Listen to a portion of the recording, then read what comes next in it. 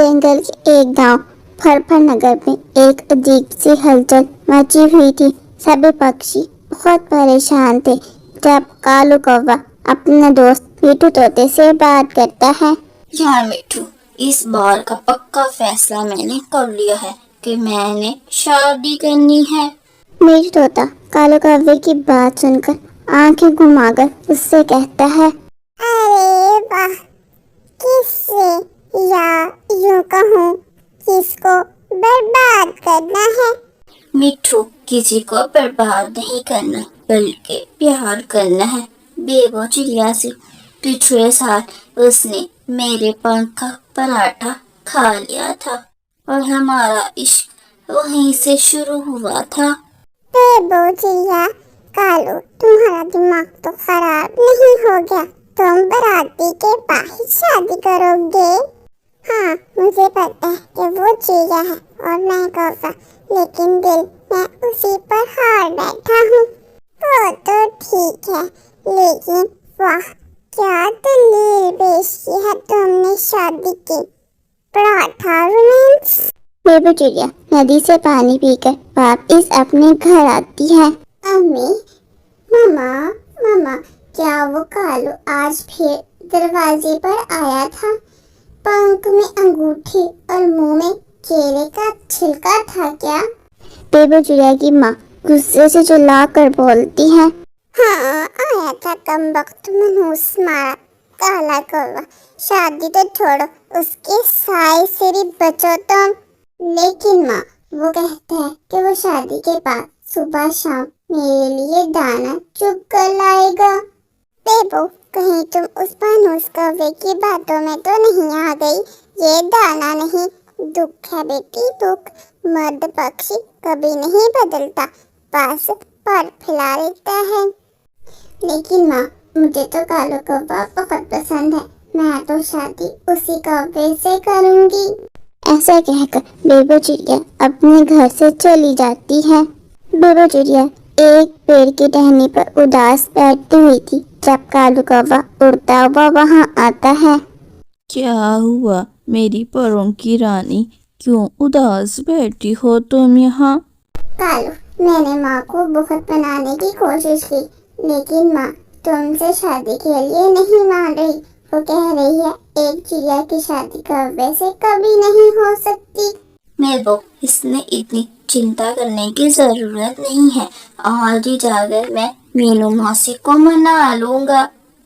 कालू, क्या तुम सच कह रहे हो? क्या तुम सच में माँ को मना लोगे?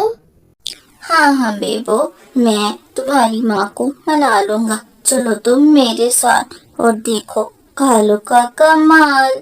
कालू बेबो को लेकर उसके घर जाता है। कालू जाकर मीनू मौसी के सामने बैठ जाता है। मौसी जी, बस एक बार हाँ कर दे। बेबो से शादी हो जाएगी तो मैं आपको एक हफ्ते बाद आम ला कर दूंगा। मैं मनहूस काले कौवे, आम तो बंदर भी लाते हैं, तो तू तो काला है, काली किस्मत का टुकड़ा। मैंने कहा था ना, आपका मजाज बिल्कुल खट्टे आम जैसा है, लेकिन आप मेरी बेबो की माँ हो, इसलिए मैं चाहता हूँ कि आप पहले मान जाएं। एक बार कहो ना कि तुम दोनों की शादी नहीं होगी। आज के बाद अगर तुम मेरी बेटी के पीछे नजर आए तो मैं तुम्हारे पंख तोड़ दूंगी। माँ, मुझे कालू कौवा बहुत पसंद है और मैं भी इससे शादी करना चाहती हूँ। देखो मौसी, देखो तुम्हारी बात तो तुम्हारी बेटी भी नहीं मान रही। कालू कौवे की बात सुनकर मीना चिड़िया को बहुत ज्यादा गुस्सा आ जाता है। वो झाड़ू उठाकर कालू कौवे के पीछे लग जाती है। देख बेबो, तुम्हारी शादी उस कौवे से नहीं होगी। मैं तुम्हारे लिए कोई सुंदर सा चिड़ा ढूंढ कर लाती हूँ जिससे तुम्हारी शादी कर दूंगी। लेकिन माँ, मुझे किसी चिड़े से शादी नहीं करनी। मुझे कालू कौवा बहुत पसंद है। बेबो, अपनी चोंच बंद कर लो। अगर कालू कौवा किसी और का पैदा होता तो मैं तुम्हारी शादी कर देती, लेकिन वो मेरी दुश्मन कोई कौवे का बेटा है, वो तुम्हारा जीवन बर्बाद कर देगी। अगले दिन बेबो चिड़िया सीधा मीठू तोते के पास जाती है, जहाँ पहले ही कालू कौवा बैठा हुआ था। बस मैंने सोच लिया, माँ ना सही तो पर मैं कालू से शादी कर लूंगी, मगर मेरी एक शर्त है। शर्त? कैसी शर्त बेबो? रोज सुबह नाश्ते में उबले दाने, दोपहर में रोमांटिक उड़ान, शाम में शायरी और रात को साथ से दूरी। मंजूर है, बस तू बोल, मैं पूरा पकोड़ा भी छोड़ दूंगा। गुड़िया बड़ी बेसब्री से अपनी नानों का आने का इंतजार कर रही थी। जग्गू, तुम्हें पता है कल मेरी नानू आएंगी, वो मेरे जन्मदिन पर बहुत सारे तोहफे लेकर आती हैं। मेरे पापा भी कल आने वाले हैं, देखना तुम्हारी नानों से ज्यादा महंगे तोहफे वो हमारे लिए लेकर आएंगे। वैसे भी तुम्हारी नानू बहुत गरीब है, जबकि मेरे पापा बहुत अमीर। जग्गू, ऐसा नहीं है, नानू मेरे लिए हर साल एक सुंदर सा तोहफा लेकर आती हैं। फिर गुड़िया जग्गू से नाराज होकर वापस अपने घर चली जाती है। मम्मा मम्मा, आपका फोन कहाँ है? मुझे नानू से बात करनी है। गुड़िया मेरी जान, तुम्हें पता है ना कि तुम्हारी नानू कल तक आ जाएंगी। मम्मा, लेकिन मुझसे इंतजार नहीं हो रहा, न जाने ये सुबह कब होगी। मैं बहुत बेचैनी से नानू का इंतजार कर रही हूँ, वो मेरे लिए बहुत सुंदर से तोहफे लेकर आएंगी। हाँ गुड़िया, वो तुम्हारी जन्मदिन पर तुम्हारे मन पसंदीदा तोहफे जरूर लेकर आएंगी। अब तुम सो जाओ, कल सुबह होते ही तुम्हारी नानू आ जाएंगी। गुड़िया मेरी प्यारी मासी, मैंने उसके लिए उसके मन पसंदीदा फ्रॉक, चॉकलेट्स और बाकी सारे सामान ले लिए हैं, जल्दी से पैक कर देती हूँ। कल मेरी बेटी का जन्मदिन है, वो ये देखकर बहुत ज्यादा खुश हो जाएगी। जंगल में सुबह हो जाती है। मम्मा मम्मा, सुबह होगी, चलो हम जाकर नानू को ले आते हैं। नहीं गुड़िया, नानू ने आने से मना किया था ना, वो खुद ही आ जाएंगी, तुम जल्दी से तैयार हो जाओ। बस थोड़ा सा दूर रह के मेरी बेटी का जगह, फिर जाकर मैं अपनी बेटी और गुड़िया दोनों से मिलूंगी। गुड़िया मुझे देखकर बहुत ज्यादा खुश हो जाएगी, लेकिन मैं बहुत थक गई हूँ। ऐसा करती हूँ, एक पेड़ के नीचे बैठकर थोड़ी देर आराम कर लेती हूँ। कालू कौवा एक पेड़ पर बैठा उस बुरी चिड़िया को देख रहा था। उस बुरी चिड़िया के पास इतना बड़ा बैग है, उसके अंदर कुछ न कुछ महंगा जरूर होगा। ऐसा करता हूँ, उसका बैग चुरा लेता हूँ। वैसे भी मेरे बैग में कुछ भी नहीं है, मुझे अपनी पत्नी और बेटे को कुछ तोहफे भी तो देने होंगे। वो बुरी चिड़िया पेड़ के नीचे लेटी हुई सो रही थी। कालू कौवा मौके का फायदा उठाता है और उसका बैग उठाकर वहाँ से भाग जाता है। जब वो बुरी चिड़िया सोकर उठती है, अपना बैग अपने पास ना पाकर वो रोना शुरू कर देती है। वो दुष्ट चोर मेरा बैग चुरा कर ले गया, उसमें मेरी नवासी के तोहफे थे, मुझे उसे जन्मदिन पर देने थे। अब मैं अपनी बेटी के पास कैसे जाऊंगी? मैंने बहुत मेहनत से वो तोहफे खरीदे थे। फिर वो बुरी चिड़िया दुखी होकर अपनी बेटी की तरफ चली जाती है। नानू आ गई, मम्मा देखो नानू आ गई। माँ आप बहुत परेशान लग रही हो, क्या हुआ? बेबो, जब मैं आ रही थी तो रास्ते में एक चोर मेरा बैग चुरा कर ले गया। उस बैग में गुड़िया के लिए बहुत सारे तोहफे थे, लेकिन मैं उस चोर से नहीं बचा पाई।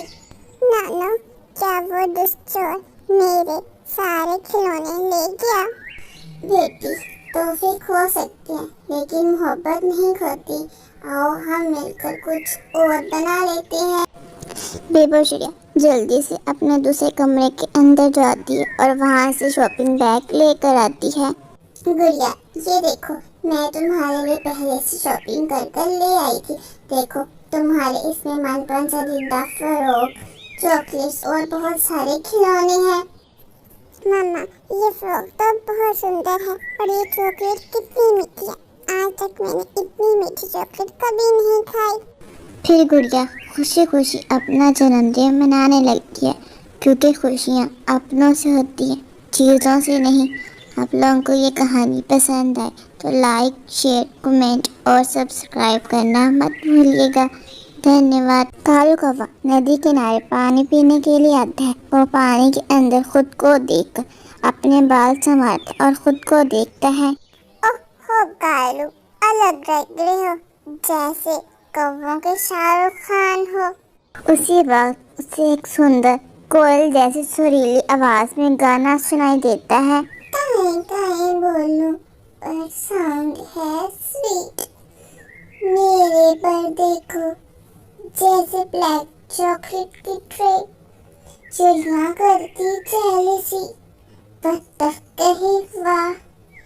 हर पिंजरे में मेरा चर्चा, वाह कोयली वाह। क्या गाना था, जैसे शहद में डूबा आम।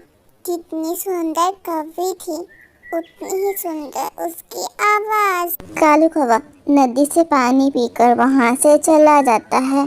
कालू यार, आज तुमने आने में इतना समय लगा दिया, मुझे लगा शायद तुम आज आओगे ही नहीं। मिठू, वो सुंदर कवि, दिल गया, दिमाग भी गया, और बस अब शायरी ही रह गई। कालू कौवे की बात सुनकर मिठू चुपचाप कालू कौवे को देखने लगता है।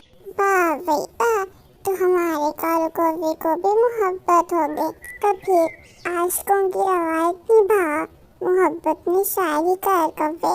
और सही, मगर शेक्सपियर भी बन जा। अच्छा, अब ये तो बता कि वो कवि दिखने में कैसी है। तेरी काय काय में है नगमगी, मेरी कुरकुर में है हारमोनी। चलो बनाए घोंसला, जिसमें हो सिर्फ तुम और मैं।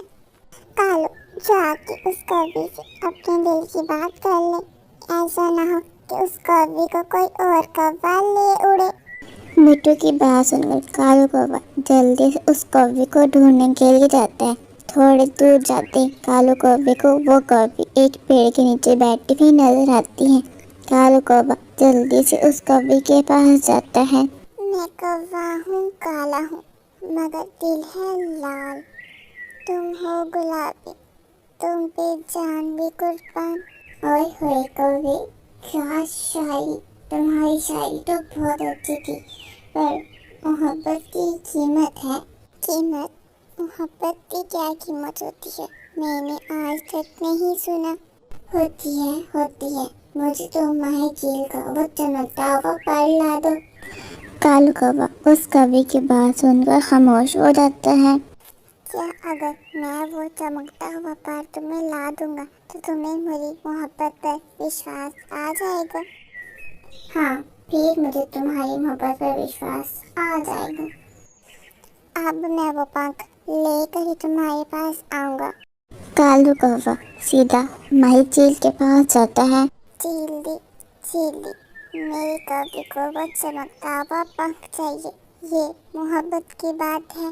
कवि, प्यार में शर्तें बहुत आएंगी, मगर नियत साफ हो तो रास्ता खुद ही मिलता है। ले जाइए पंख और वादा कर हमेशा इज्जत से मोहब्बत करेगा। झील, आप तो इतनी आसानी से मान गए। मुझे नहीं लगता था कि आप इतनी आसानी से वो चमकता हुआ पंख मुझे दे देंगी। हाँ, क्योंकि तुम्हारी मोहब्बत सच्ची थी, इसलिए तुम मौत से नहीं डरे और इस मौत की गुफा तक पहुँच गए, इसलिए ये पंख मैं तुम्हें दे रही हूँ। झील, कालू की कुरकुर की कसम, कभी दिल नहीं दुखाऊंगा। फिर कालू कौवा वो चमकता हुआ पंख लेकर वहाँ से चला जाता है। फिर वो दोनों मिलकर अपना एक सुंदर सा घोंसला बना लेते हैं। कुकू कुकू कुकू, मेरा कौवा तो बड़ा ही स्वीट है। कुकू कुकू कुकू, और मेरी कौवी उतनी ही सुंदर। मिठू उन दोनों को दूर से एक पेड़ पर बैठा हुआ देख रहा था। मोहब्बत हो तो ऐसी, कौवे की कुकू और कोयल जैसी कौवे की कुकू एक साथ कुकुला चढ़े। फिर कालू कौवा अपनी कौवी के लिए एक शायरी करता है। अब तू है, मैं हूँ, और कुकू की गूंज। ना टेंशन, ना टूटा दिल, सिर्फ लव और कुछ मच्छर के